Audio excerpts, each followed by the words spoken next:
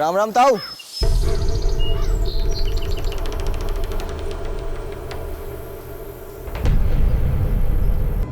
साहब काजल मेरी ही बेटी है, वो छतरपुर में मेरे साथ रहती है।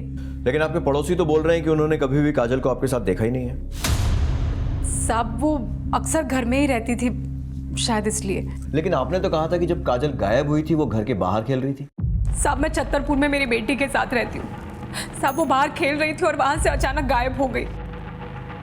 हाँ साहब, वो घर के बाहर ही खेल रही थी। पड़ोसियों ने उसे नहीं देखा, इसका मतलब ये तो नहीं कि काजल मेरी बेटी नहीं है। साहब आप उसे ढूंढ दीजिए, मुझे उसकी बहुत फिक्र हो रही है साहब। चोरी तो चांस ही है, पर ये क्या बड़े कुल दीपक दे पावेगी? अरे ताऊ, एक ना जितने दीपक खावेगा उतने देवेगी।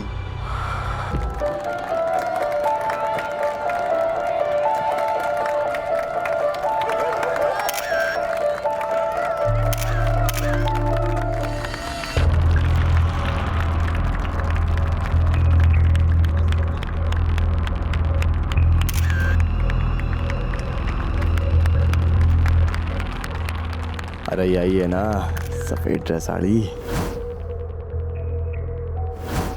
देख किसी हजरिया दांत दिखा दिखा के है।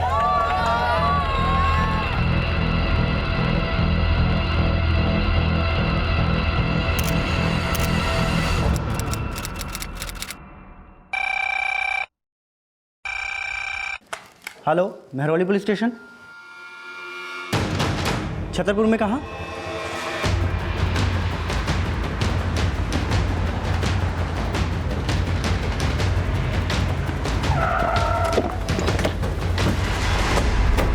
प्रेम शुक्ला। जी मैं हूँ प्रेम शुक्ला, आइए।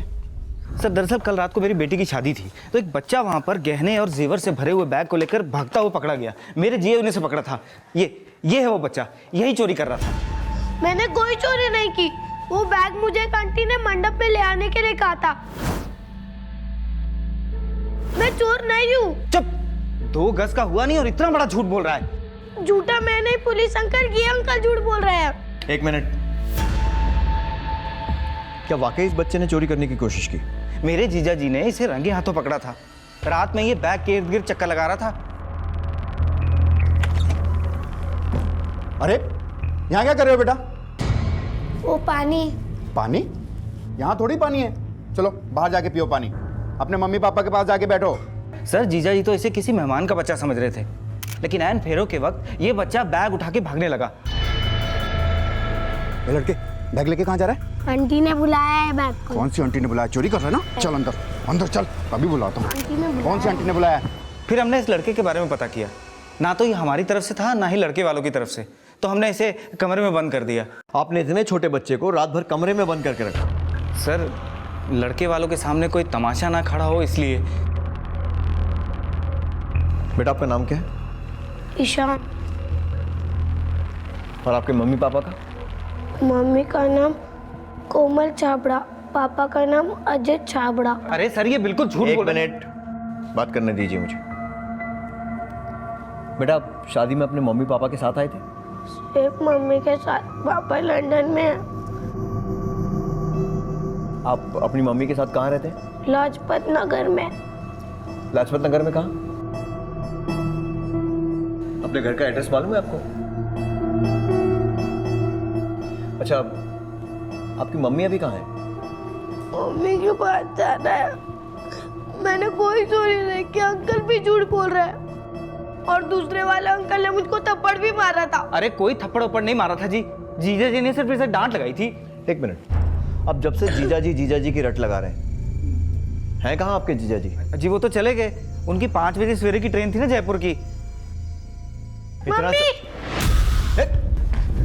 मम्मी देखो ना, ये लोग मेरे को कब से चोर बोल रहे हैं। या आपकी मम्मी है? नहीं सर, ये मेरा बेटा नहीं है। अरे सर ये तो मेरी छोटी बहन है। फिर आपने इन्हें मम्मी क्यों कहा? इन्होंने भी मेरी मम्मी जैसे साड़ी पहनी थी, तो मेरे को लगा ये मेरी मम्मी है। मम्मी के पास जाना है। सर ये बच्चा देखने में तो काफ़ी अच्छे घर का लग रहा है और 9-10 साल के आसपास होगा। आपको लगता है बच्चा चोरी कर सकता है?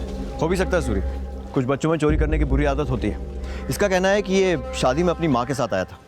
ऐसा करो, शादी के सारे वीडियोस और फोटोज चेक करो। ठीक है सर। बेटा पानी पी लो।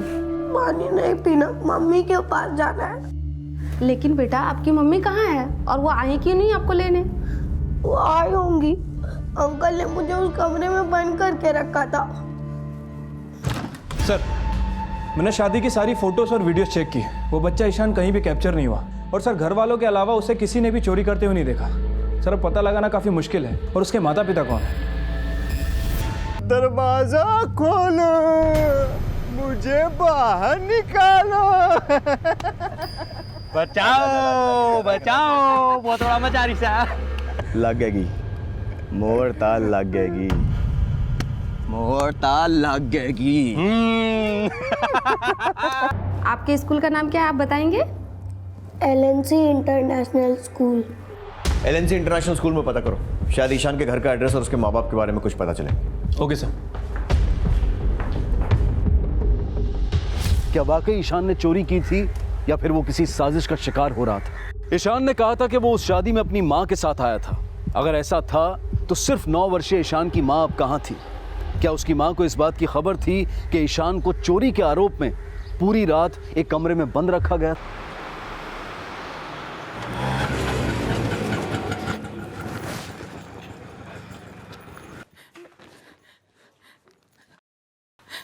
साहब साहब साहब, मेरी बच्ची, मेरी बच्ची, आराम से बताइए क्या हुआ। साहब मेरी बच्ची सुबह से मिल नहीं रही है। साहब साहब आप कुछ करो साहब। क्या हुआ? साहब साहब मेरी बच्ची सुबह से गायब हो गई, वो मिल नहीं रही है साहब। आप शांत हो जाइए, अंदर चलिए और आराम से बताइए। आइए। साहब मैं छतरपुर में मेरी बेटी के साथ रहती हूँ। साहब वो बाहर खेल रही थी और वहां से अचानक गायब हो गई। नाम क्या है आपकी बेटी का? काजल। साहब कुछ कीजिए साहब, मेरी बेटी को ढूंढ दीजिए। उसका कोई फोटो होगा आपके पास? हाँ। काजल की मां की मिसिंग कंप्लेंट पर पुलिस काजल को ढूंढने की कोशिश में जुट गई थी और उसकी मां के छतरपुर के घर के आसपास पूछताछ की जा रही थी। वहीं दूसरी तरफ पुलिस को ईशान से जुड़ी एक चौंका देने वाली जानकारी मिली। सर, मैंने LNC इंटरनेशनल स्कूल के प्रिंसिपल और टीचर्स इन सभी को ईशान के फोटो दिखाए, लेकिन सर उनमें से किसी ने भी ईशान को आइडेंटिफाई नहीं किया। सर मुझे लगता है ये ईशान वहाँ पढ़ता ही नहीं है। आपके स्कूल का नाम क्या है आप बताएंगे? LNC international school. यानी ईशान झूठ बोल रहा है और वो वाकई उस शादी में चोरी के इरादे से गया था और ईशान उस शादी में है, शायद इसके बारे में उसके माँ बाप को पता ही ना हो। सर लेकिन मैंने राजपत नगर पुलिस स्टेशन में भी इंक्वायरी की है, वहाँ भी ईशान की कोई मिसिंग कंप्लेंट दर्ज नहीं है। बेटा पक्का लाजपत नगर में रहते हैं? हाँ। ठीक है, ये अंकल आपको लाजपत नगर लेकर जाएंगे, वहां देखकर आप अपना घर पहचान लेंगे।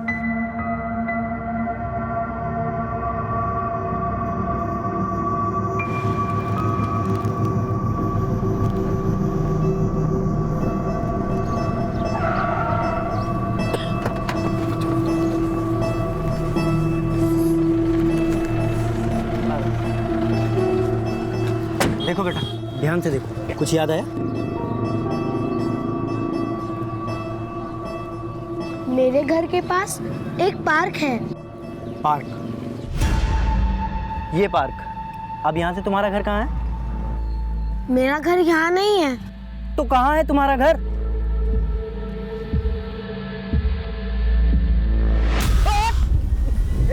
रुक रुक ईशान, रुको।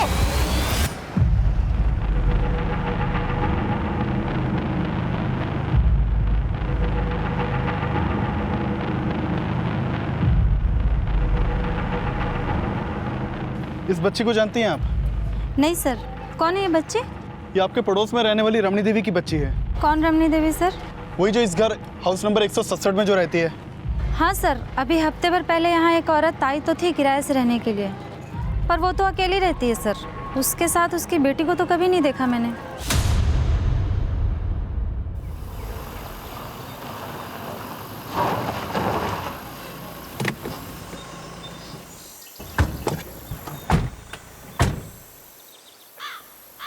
राम राम ताऊ।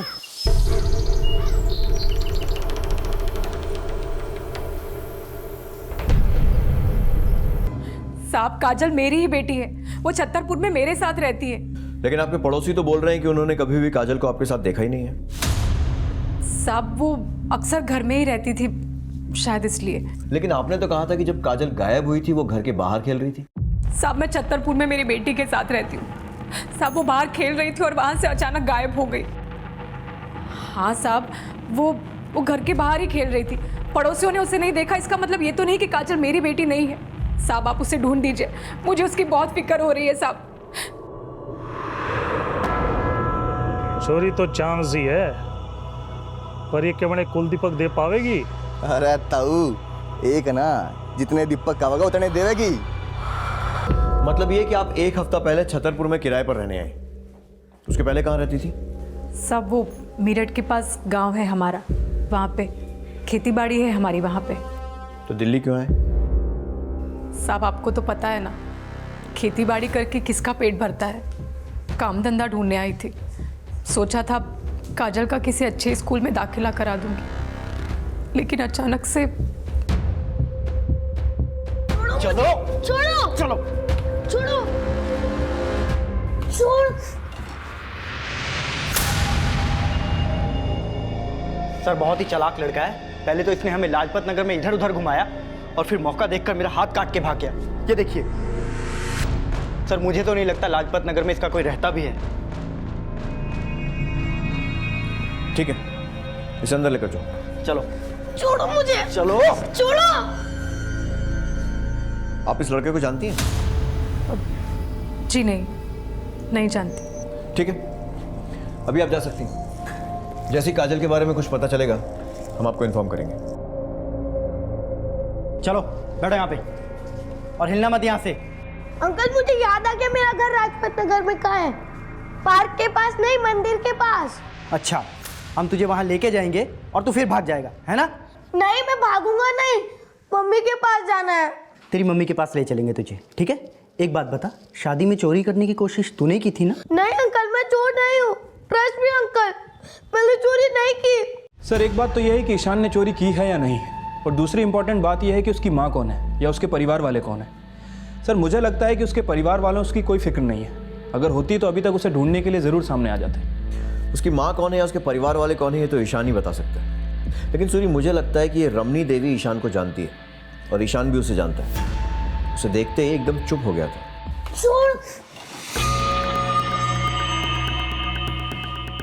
ऐसा करो, ईशान का फोटो सारे अखबारों में छपवाओ, हो सकता है उसके माँ बाप सामने आए। रमनी देवी के कॉल रिकॉर्ड्स निकलवाओ और उसके और उसकी बेटी काजल के बारे में सब कुछ अच्छे से पता करो।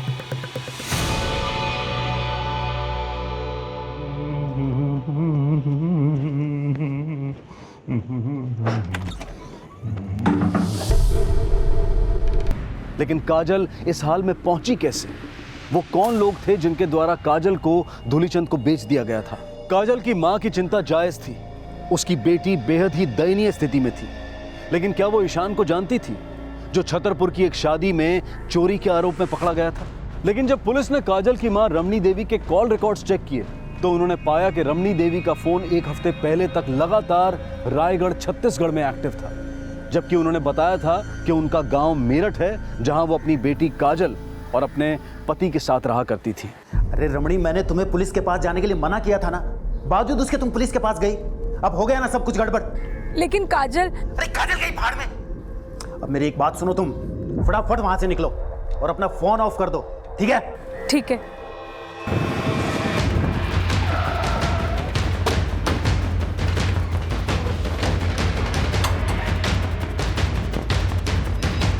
आप जिस नंबर को डायल कर रहे हैं वो इस समय स्विच्ड ऑफ है। सर रमणी देवी का फोन स्विच ऑफ आ रहा है। काजल की मिसिंग कंप्लेंट फाइल करने वाली काजल की मां रमनी देवी अब गायब हो चुकी थी और उसके पति और बेटी काजल के बारे में उस हाउस ओनर्स के पास से भी कोई डिटेल्स नहीं मिली जहां वो किराए पर रहा करती थी।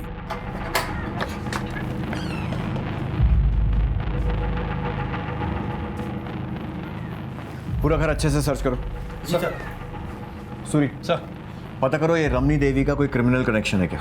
हो सकता है उसका संबंध किसी बच्चों से जुड़े अपराध से हो। ठीक है सर।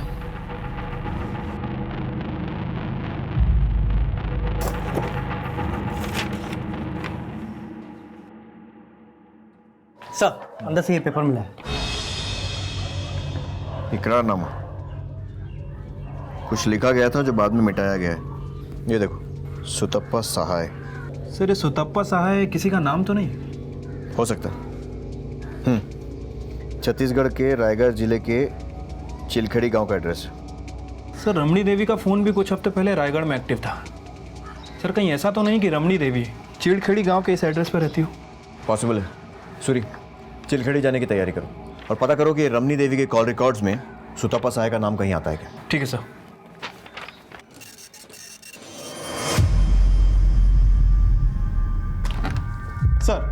सर रमणी के कॉल रिकॉर्ड में सुतपा का नंबर तो नहीं मिला, लेकिन जब से रमणी दिल्ली आई तब से मानसी पाठक नाम की औरत के टच में थी। सर मानसी का नंबर दिल्ली के कालका जी के एड्रेस पर रजिस्टर्ड है, लेकिन फिलहाल उसका नंबर बंद है। इस मानसी पाठक के कालका जी वाले एड्रेस पे जाके पता लगाओ। Okay sir.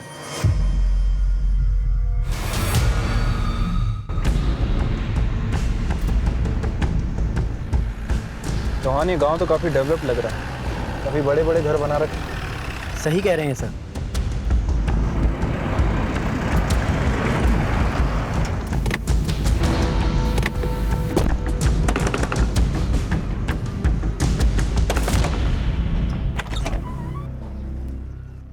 जी बोलिए। ये रमणी देवी यहीं रहती हैं क्या?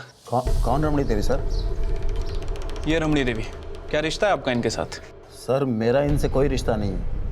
और वैसे आप मुझसे पूछताछ क्यों कर रहे हैं? दरअसल हमें पता चला है कि रमणी देवी यहीं रहती है और ये उनकी बेटी है काजल। इसे तो जानते होंगे ना आप? मैं किसी काजल वाजल को नहीं जानता, ये फोटो में पहली बार देख रहा हूँ। और इसे? बार बार फोटो दिखा रहे हैं आप। मैं इनमें किसी को नहीं जानता हूँ। आप गलत दरवाजे पे आ गए हैं, दूसरी जगह जाइए, ढंग से काम कीजिए आप। सूर्य, हो सकता है वो आदमी झूठ बोल रहा हो। हाँ सर, मुझे भी ये लग रहा है, क्योंकि उसके घर के आसपास कोई भी रमणी देवी के बारे में कुछ भी बताने के लिए तैयार नहीं है। अच्छा, वो रमणी के दिल्ली वाले घर से जो इकरारनामे वाला पेपर मिला था, उसका क्या हुआ? किस चीज़ का पेपर है? सर मैंने उस पेपर को यहाँ के चीलखेड़ी पुलिस स्टेशन में भेज दिया है, जल्दी वो इसके बारे में पता कर लेंगे। ठीक है, मैं ईशान से फिर से पता करने की कोशिश करता हूँ कि वो रमणी को जानता है या नहीं। सूरी, रमणी के घर के आसपास कोई लैंडमार्क है?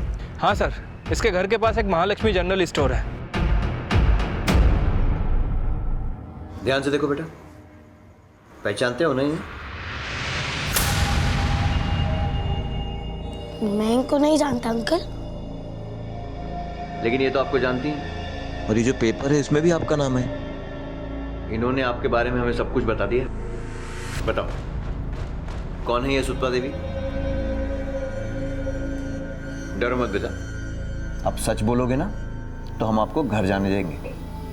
मैं झूठ नहीं बोल रहा अंकल। लेकिन एक बात तो आपने झूठ कही थी, आपका घर लाजपत नगर में नहीं है बल्कि चिलखेड़ी गांव में है ना? और घर किसी पार्क के पास में भी नहीं है। वो तो क्या नाम है, महालक्ष्मी जनरल स्टोर के पास है ना? मैं महालक्ष्मी जनरल स्टोर के पास नहीं रहता, मैं तो तालाब के पास रहता हूँ। हाँ, तालाब के पास। जनरल स्टोर के पास तो ये रमनी आंटी रहती है ना? और ये काजल, ये क्या लगती है आपकी? ये मेरी कोई नहीं लगती, और मैं चिलकेड़ी गांव के अंदर नहीं रहता। आप लोग मुझे फंसा रहे, मुझे लॉयर चाहिए। क्या? आप लोग मुझे फंसा रहे, मुझे वकील चाहिए।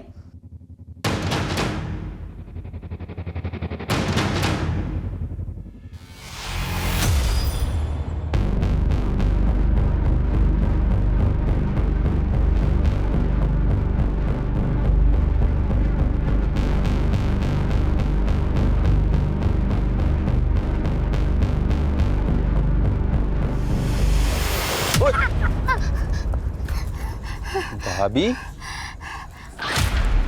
अरे किस जा रही है भाभी? हैं? कभी हमारे साथ भी टाइम बिता ले। वो तो ताऊ तो बुढ़ा हो लिया। अरे क्या हो रहा? हाँ? क्या हो रहा? चल, मैं तेरा पति हूं, कोई दुश्मन ना हूं। बहुत प्यार से रखूंगा तने, पर आइंदा भागने की कोशिश मत करियो। हाँ बोलो कुमार। सर मैं मानसी पाठक के कालका जी वाले एड्रेस पे आया था, लेकिन उसके घर पे ताला लगा हुआ था। सर मैंने आसपास सुतपा के बारे में पूछताछ की, लेकिन किसी को कुछ जानकारी नहीं है, और ना ही यहाँ पे किसी को रमणी देवी के बारे में कुछ पता है।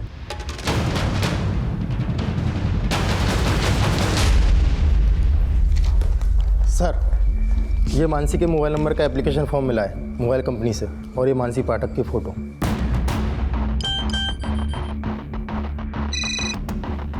हेलो, हाँ सर, अभी एक फ़ोटो मिला है। सूर्य, मानसी पाठक का फोटो है जिसे रमनी दिल्ली में रहते हुए लगातार फ़ोन कर रही थी।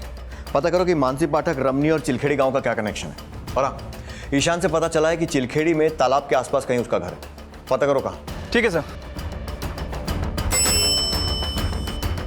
सर, इस मानसी पाठक के कॉल रिकॉर्ड में जितने भी नंबर्स हैं सबकी डिटेल्स निकालो और पता करो इनमें से किन किन नंबर्स का चिलखेड़ी गांव से कनेक्शन है, और ये भी कि वो दिल्ली में किन किन नंबर से टच में थी। जी सर।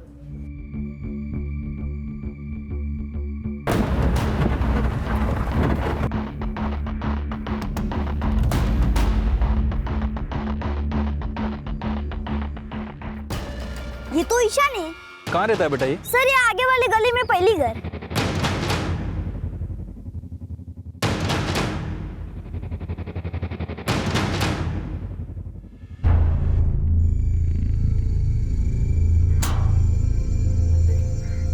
मैडम जी एक मिनट सुनिए। ये यहाँ पे एक बच्चा रहता था ईशान, इसके माता पिता के बारे में पता है आपको? यहाँ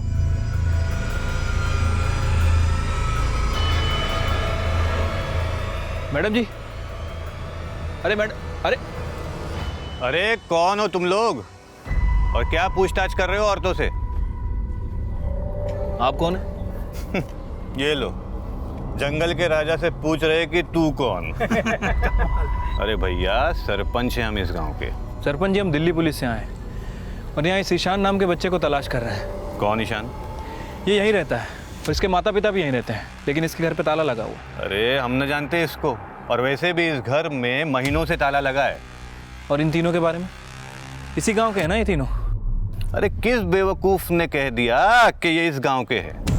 देखो भैया, आप अपना समय बर्बाद ना करो और दिल्ली वापस लौट जाओ। लीजिए, चलिए। मिस्टर सूर्य, आपको हमें बिना बताए हमारी एब्सेंस में चिलखेड़ी गांव नहीं जाना चाहिए था। आप लोगों को अंदाजा भी नहीं है कि आपके साथ क्या हो सकता था। श्रीवास्तव साहब, हमने सोचा था कि हम पूरी इन्फॉर्मेशन इकट्ठा कर लेंगे, उसके बाद आपसे कांटेक्ट करेंगे। बाय द वे, हमने आपको एक कागज़ भेजा था जिसमें कुछ इकरारनामा लिखा था। आपने पता किया उस कागज़ के बारे में? उसकी कोई पक्की इन्फॉर्मेशन तो नहीं मिली है, लेकिन हो सकता है कि चिलखेड़ी गांव के सरपंच का कोई कागज़ हो। सरपंच का? लेकिन उस कागज़ में तो किसी इकरारनामे का जिक्र है। अब ये तो मुझे नहीं पता कि इकरारनामा क्या है, लेकिन मिस्टर सूर्य, आप इन गाँव वालों से दूर रहिए, क्योंकि शायद आपको पता नहीं है कि ये चिलखेड़ी गाँव ट्राइबल एरिया में आता है। बहुत ही खतरनाक लोग हैं ये। आप इनसे दूर रहेंगे तो अच्छा रहेगा, क्योंकि आपसे पहले भी कई सारी स्टेट की पुलिस काफ़ी सारी इन्फॉर्मेशन लेके यहाँ आई थी, लेकिन सबके सब खाली हाथ वापस लौट गए। लेकिन मिस्टर श्रीवास्तव, हम खाली हाथ जाने वाले नहीं हैं। हमें किसी भी हालत में केस को सॉल्व करना है, और आई एम श्योर कि इसमें आप हमारी मदद करेंगे। श्योर। सर मैंने मानसी के कॉल रिकॉर्ड चेक किए। उसका नंबर चिलखेड़ी गांव के एड्रेस पर रजिस्टर्ड है। सर, मानसी के कॉल रिकॉर्ड में 4 नंबर ऐसे हैं जिन पर शक जाता है, क्योंकि मानसी पाठक इन 4 नंबरों से लगातार टच में थी, और ये नंबर अब बंद हैं। सर, मानसी के कॉल रिकॉर्ड में ऐसा कोई भी नंबर नहीं है जिसका सुतपा से कनेक्शन हो। तो सुतपा है कौन? रमनी के घर से मिले इकरारनामे में भी सुतपा का जिक्र है। इन दोनों का कनेक्शन क्या है? हाँ सूरी, बोलो। सर, ये पूरा चिलखेड़ी गांव ही अजीब है। कोई भी कुछ बताने के लिए तैयारी नहीं है। सर, जो इकरारनामा में दिल्ली में मिला था रमणी के घर पे, सर मुझे लगता है उसका संबंध इस गांव के सरपंच से ज़रूर है। बाय द वे सर, काजल, ईशान, रमणी और मानसी, सर इन चारों के बारे में कोई बात ही नहीं करना चाहता। सर, वो तो शुक्र है कि एक छोटे बच्चे ने हमें ईशान के घर के बारे में बता दिया, वरना हम उसे भी नहीं ढूंढ पाते। तो ईशान के घर पे उसके माँ बाप मिले? नहीं सर, उसके घर पे ताला लगा हुआ है। सूरी, मानसी पाठक के कॉल रिकॉर्ड्स में 4 नंबर मिले हैं जो सस्पेक्टेड हैं। शायद इनका कनेक्शन चिलखेड़ी गांव से हो सकता है। मैं तुम्हें इनकी सारी डिटेल्स एसएमएस करवा रहा हूँ। पता करो कि इनका या इनके बच्चों का चिलखेड़ी गांव और सुतपा से कोई कनेक्शन है क्या। सूरी, मुझे लगता है कि काजल के माँ बाप की तरह ईशान के माँ बाप ने भी कोई इकरारनामा साइन किया होगा, इसीलिए रमनी की तरह वो भी गायब है।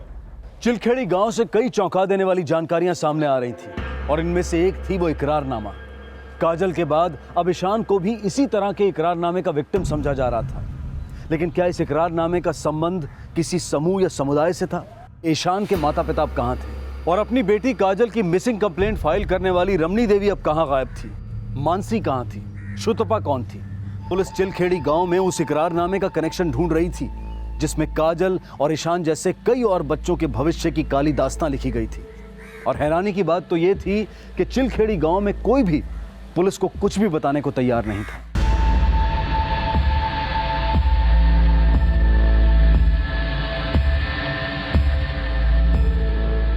हरिकेश जी, ये ईशान है, दिल्ली की एक शादी में चोरी करते हुए पकड़ा गया था। और ये काजल है, काजल भी उस वक्त दिल्ली में ही थी। काजल की माँ रमणी देवी ने पहले इसकी मिसिंग कंप्लेंट कराई और उसके बाद वो खुद वहाँ से चली गई। हमें पता चला है कि ये दोनों बच्चे इसी गांव के हैं। क्या ये दोनों बच्चे इसी स्कूल में पढ़ते थे? हाँ, ये दोनों यहीं पढ़ते थे और इनफैक्ट ये काजल तो काफ़ी ब्राइट स्टूडेंट थी।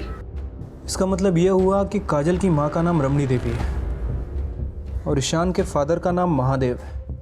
महादेव इस वक्त कहाँ मिलेगा, आप बता सकते हैं? सर, मुझे इसके बारे में इतना पता नहीं है। अच्छा, ये 4 औरतें हैं, संगीता, विमला, आसमी और रुक्मणी।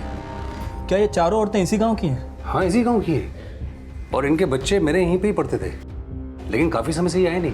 और सिर्फ इनके बच्चे नहीं, कई और ऐसे बच्चे हैं जिनका कई महीनों से कुछ अता पता नहीं है। ये हमें दिल्ली में रमणी के घर पे इकरारनामा मिला था, आपको पता है ये किस चीज़ का है?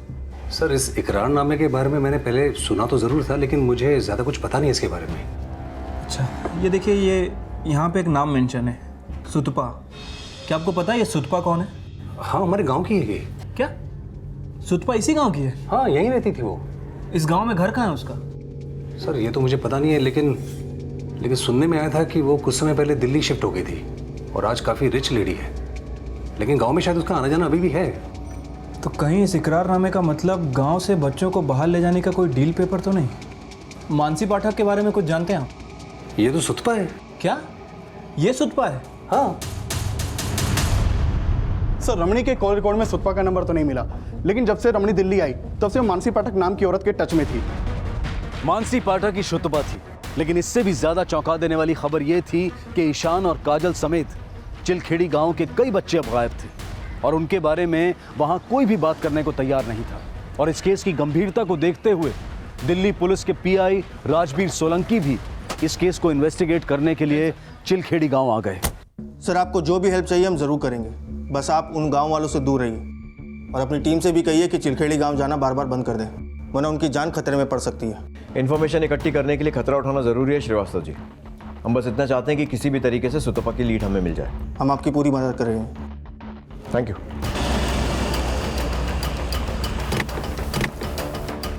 पुलिस अब सुतपा उर्फ मानसी तक पहुंचने के लिए चिलखेड़ी गांव में उसका वो घर ढूंढ रही थी जहां वो दिल्ली शिफ्ट होने से पहले रहा करती थी। इस औरत को जानते हैं आप? हाँ, जानता हूँ साहब, ये यहीं तो रहती है। चलिए बताइए। आइए, मैं दिखाता हूँ। आइए साहब। साहब, वो जो ऊपर वाले 2 कमरे दिख रहे हैं, वो दाएं वाले कमरे में रहती है।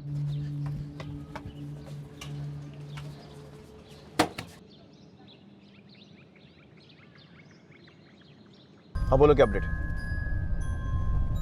क्या सर, क्या सिचुएशन है? सर, पहले से बेटर है, लेकिन शुक्र मानिए कि हमें टाइम पे इन्फॉर्मेशन मिल गई और हमने एसआई सूरी को बचा लिया, वरना ये लोग तो किसी को भी जान से मार के ठिकाने लगाने में माहिर हैं। ये लोग हम पे भी पहले ऐसे चार्ज लगा के फंसाने की कोशिश कर चुके हैं। लेटर कैसे हो? मैं ठीक हूँ सर, बट सर वो सुतपा के बारे में कोई इन्फॉर्मेशन नहीं मिली। उसकी चिंता मत करो, तो सुतपा बहुत जल्दी हाथ लग जाएगी। मुझे चिलखेड़ी गांव के मोबाइल टावर का डंप डेटा चाहिए, ये पता लगाने के लिए कि इस गांव के कौन से ऐसे नंबर हैं जो दिल्ली और एनसीआर के नंबरों से कांटेक्ट में हैं। Okay sir. उन सारे नंबरों की एक लिस्ट तैयार करवाओ और अच्छे से क्रॉस चेक करो। जी सर। ये गांव वाले एक दूसरे के खिलाफ तो मुंह नहीं खोल रहे हैं, लेकिन आई एम श्योर एक दूसरे का साथ देने के लिए मोबाइल पर ज़रूर बात करते होंगे। कोई ना कोई क्लू ज़रूर मिलेगा। अब तक जो जानकारी सामने आई थी वो इशारा कर रही थी कि चिलखेड़ी गांव के लोगों के बीच लिखा जाने वाला यह इकरारनामा शायद उनके समुदाय का कोई जायज लेखा पत्र होगा जो उनकी खुशी से साइन किया जाता होगा और उसकी स्वीकृति उनके समुदाय के मुखिया द्वारा ही दी जाती होगी। काजल की मां और ईशान के माता पिता समेत जिन भी लोगों को इन्वेस्टिगेट करने का कानूनी अधिकार पुलिस के पास था, वो अब सभी गायब थे और पूरा चिलखेड़ी गांव शुतपा से जुड़ी कोई भी जानकारी पुलिस के हाथ नहीं लगने देना चाहता था। और जून 2017 की शादी के सीजन में पुलिस को शुतपा और चिलखेड़ी गांव से जुड़ी एक अहम जानकारी मिली। सर, हमने एक नया नंबर आइडेंटिफाई किया है। सर, ये नंबर पिछले कई दिनों से दिल्ली में एक्टिव था और चिलखेड़ी गांव से इस नंबर पर लगातार फ़ोन भी आ रहे थे। अभी भी इस नंबर की लोकेशन चिलखेड़ी गांव ही दिखा रहा है। गुड। इसका मतलब ये सुतपा और मानसी का नया नंबर हो सकता है, और ये चिलखेड़ी में एक्टिव है, मतलब वो वही है। जल्दी जल्दी चलो, लेट हो रहा है। शुरू हुआ होगा वो। अरे पैर में मेहंदी लगी है क्या? चलो जल्दी चलो। 2 लाख अभी भी कम है भाई। पहले गाल देखिए, साइज देखिए और माल देखिए, इसके बाद फिर इसकी चाल देखिए। 2 लाख 1, 2,50,000, 2,50,000, 5 लाख, 5 लाख 3।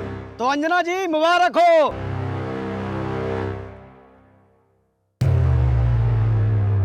ये लीजिए मुखिया जी, आपका कमीशन।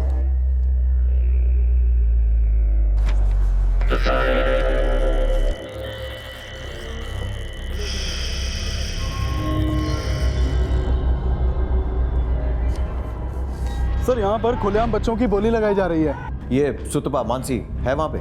नहीं सर, लेकिन यहाँ पर एक अंजना नाम की औरत है जिसने अभी अभी एक बच्चे को 5 लाख रुपए की बोली लगाकर खरीदा है, और यहाँ के सरपंच ने उससे एक पेपर पर सिग्नेचर भी करवाए हैं, और उस पेपर पर उस बच्चे के माँ बाप के भी सिग्नेचर करवाए हैं जिसे अभी अभी अंजना ने खरीदा है। कुमारी अंजना जैसे ही वहाँ से निकलती है उसे फॉलो करो, हो सकता है इन बच्चों को दिल्ली लाया जाए, और यहाँ में इस मानसी सुतपा जो भी उसका नाम है उसकी कोई लीड मिले। Okay sir.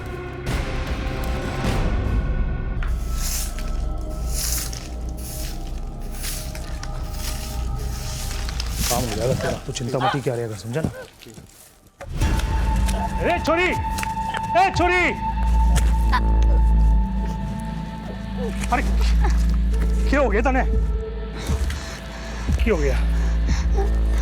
पता नहीं, चक्कर आ रहा है और कुछ अजीब अजीब लग रहा है। चल भीतर चल, आराम कर ले, ठीक हो जाएगी। चल तू जा भाई, बाद में मिलना। पहले बच्चों की नीलामी और फिर एक ऐसा इकरारनामा जिसमें बच्चों से उनका बचपन ही नहीं बल्कि उनकी मासूमियत तक छीन ली जाती थी और उन्हें एक बेहद ही चौंका देने वाले अपराध के लिए तैयार किया जाता था। आज हम सीखेंगे कि खुद को इंट्रोड्यूस कैसे करना है। तुम बताओ, तुम्हारा नाम क्या है? आकाश। आकाश ऐसे नहीं कहना है, आकाश छाबरा। नाम में भी एक वजन होना चाहिए, अमीरी दिखनी चाहिए, बराबर। अगर तुम्हें कोई पूछे कि तुम्हारा नाम क्या है तो क्या बताओगे? Hi I am Akash Chhabra. कैसे बताओगे? Hi I am Akash Chhabra. Good, बैठो। इन मासूमों को दी जाने वाली इस ट्रेनिंग के पीछे आखिर किस गुनाह की साजिश रची जा रही थी, ये अब जल्द ही साफ होने वाला था। शुतपा के गुनाह का पर्दाफाश करके इन मासूम बच्चों को बचाने की कोशिश तो की जा रही थी, लेकिन काजल की नियति क्या थी? ठीक से जांच कर ली ना तूने? किस जा रहे से? भाभी से मिलने। भाभी क्या बात है? अब तो गुस्सा मत कर ताऊ, अब तो तूने गढ़ जीत लिया, गढ़। आखिर तूने अपनी औरत को पेट से कर ही दिया। वो किशन बता रहा था कि भाभी बाहर उल्टी की चिंता लग रही है। तो गुस्सा मत कर, अब मिठाई खिला दे, बालक तो तेरा ही है ना। मिठा करो, चल बात। अरे ताऊ, बालक तेरा ना है क्या? मैं उन बच्चों से कुछ गलत काम नहीं करवाती, वो सब बच्चे मेरे जान पहचान वालों के ही है। और उन्हीं जान पहचान वालों से आपने ये बच्चे ये इकरारनामे लिखवाकर लाखों रुपए में खरीदे। चिलखेड़ी गांव से मिले हमें उन बच्चों के माँ बाप से।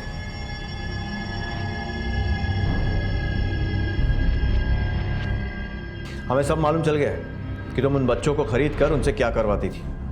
अब खुद अपने मुंह से बोलोगी या फिर अपने तरीके से उगलवाएं?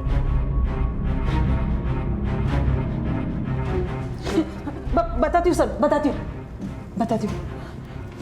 बोलो। सर, हम उन बच्चों को नीलामी में खरीद के दिल्ली ले आते, उन्हें शहरी बच्चों की तरह गाइड करते, हाई सोसाइटी में उठने बैठने की तहजीब सिखाते, दिल्ली में फार्म हाउस में जो शादियाँ होती थी उसमें चोरी करने की ट्रेनिंग देते थे। संजय और दीपाली आज़ादपुर वाली शादी में जाएंगे, काजल और ईशान पीतमपुरा वाली शादी में, ठीक है? अंजना, बच्चों को शादी वाले कपड़े पहनाकर तैयार कर। जी मैम। चलो बच्चों। हम बारात आने के वक्त शादियों में चले जाते थे और बारातियों के साथ ही अंदर घुस जाते थे ताकि किसी को पता ना चले कि हम लड़के वालों की तरफ से हैं या लड़की वालों की। फिर दुल्हन के परिवार वालों की प्राइवेट रूम देख लेते और उनमें लेन देन की कैश और जेवर के लिए टारगेट करते थे। वो बच्चे अच्छी तरह से ट्रेन होते थे, उन्हें पता होता था कि उन्हें चोरी कैसे करनी है, और वो रिक्शा वाले भी हमारे लिए काम करते थे। उन्हें हर ट्रिप का 2000 रुपया देते थे ताकि चोरी करके हम आसानी से गायब हो जाए। तो ईशान और काजल से भी तुम शादियों में चोरियां करवाती थी? हाँ सर, उस रात ईशान अंजना के साथ छतरपुर की शादी में गया था, लेकिन वो वहाँ पकड़ा गया, इसीलिए अंजना वहाँ से डर के भाग गई। ईशान जब तुम्हारे कहने पर ही चोरियां करता था तो पकड़े जाने के बाद तुम्हारे खिलाफ वो कुछ बोला क्यों नहीं? सर, हम उन्हें इस तरह से ट्रेन करते थे कि वो पकड़े ही ना जाए, और अगर पकड़े भी जाए तो वो हमारे बारे में नहीं बोलते थे, क्योंकि बाद में हम उन्हें आसानी से छुड़ा लेते थे। ईशान तो छतरपुर के फार्म हाउस में चोरी करते हुए पकड़ा गया था। काजल कहाँ है? काजल उस रात मेरे साथ छतरपुर की और एक शादी में थी। मैंने उसे चोरी करने के लिए भेजा था, लेकिन मैंने देखा कि कुछ लोग काजल को जबरदस्ती वेन्यू से लेके जा रहे थे। कौन थे वो लोग? मैं उन आदमियों को नहीं जानती सर। वो काजल को लेकर कैसे गए? किसी गाड़ी में? जी। उस गाड़ी का नंबर याद है?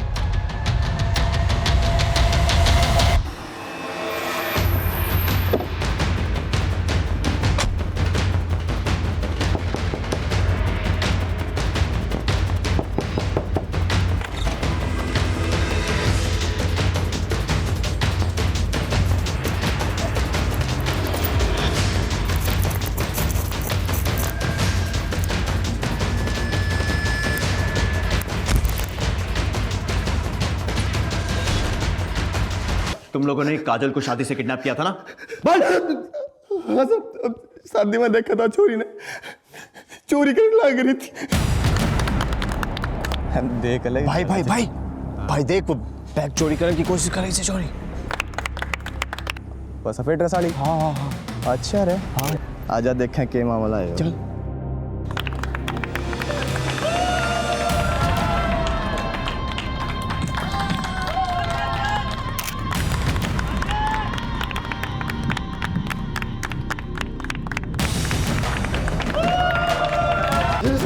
बता कहाँ है काजल?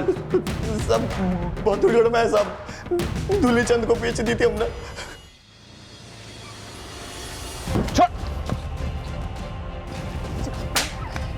लालच करना।